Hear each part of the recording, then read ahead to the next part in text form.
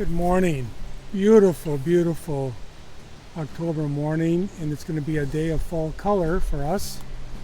And we'll start with big tooth aspen, which is losing its chlorophyll, its green pigment right now, still a little bit there, fading to yellow. Some of the leaves have a little bit of orange in them too. And this is one of 4 native populous species or aspens in Door County. Everybody knows big tooth, quaking aspen or trembling aspen, but this is probably as common as that, or maybe more common in Door County, big tooth aspen, because of the large teeth along the edge. And like quaking aspen, it has a long leaf petiole that's flat, catches the breeze more, and that's what causes it to shake and tremble even in the slightest breeze. And the fall color on big tooth aspen is usually just as nice as it is on quaking aspen. And here it is in the Homestead Meadow, along the east edge of the Homestead Meadow, with a slight breeze, and you can see how they're all moving. So this is big tooth or large tooth aspen in the Homestead Meadow.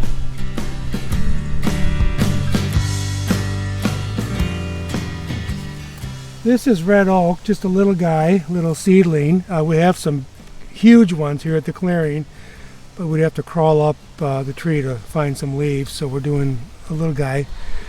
Red oak, it's our native oak up here, and turns this beautiful red color in the fall. We think that, or people often think that it's called red oak because it turns red in the fall. That's not the case. It's called red oak because there's a reddish tint to the wood. And early foresters gave lots of these trees their common names, like red oak, white pine, white ash, all named for the wood, not for the leaves. But this is our common oak up here. It's in the group of oaks called the red oak group, which has pointy lobes along the edge. The other group is called the white oak group, and they have rounded lobes. So white oak and bur oak are in that group, and pin oak and scarlet oak and red oak are in the red oak group, but they are spectacular in the fall, red oak.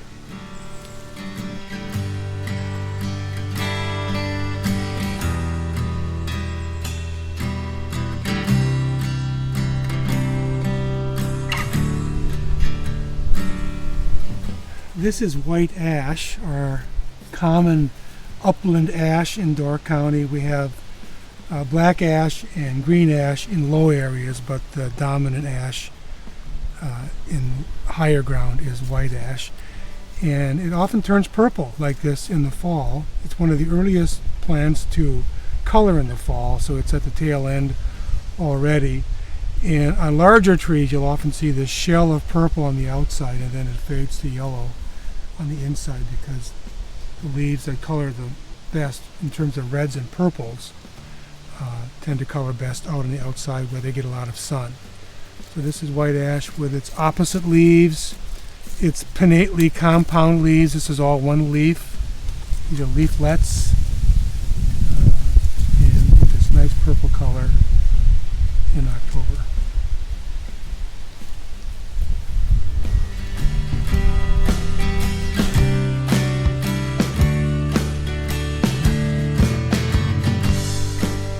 This is Staghorn sumac, our one native sumac up here, called Staghorn because on the new growth it's all fuzzy like a stag's horns, like the antlers of a deer.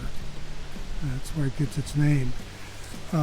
Bright red, orangish red in the fall, spectacular. Another one that has pinnately compound leaves like white ash. This whole thing right here is one leaf. The bud is in there. These are all leaflets, no buds, where it meets this central stem. And here's your word for the day. The central stem on a pinnately compound leaf is called a rachis, R-A-C-H-I-S. And it all falls at one time. This was the flower and then fruit cluster, little fuzzy red berries on female plants, separate male and female plants on sumacs. But the birds have already taken the berries. So Staghorn sumac, bright along the roadsides all over Wisconsin right now.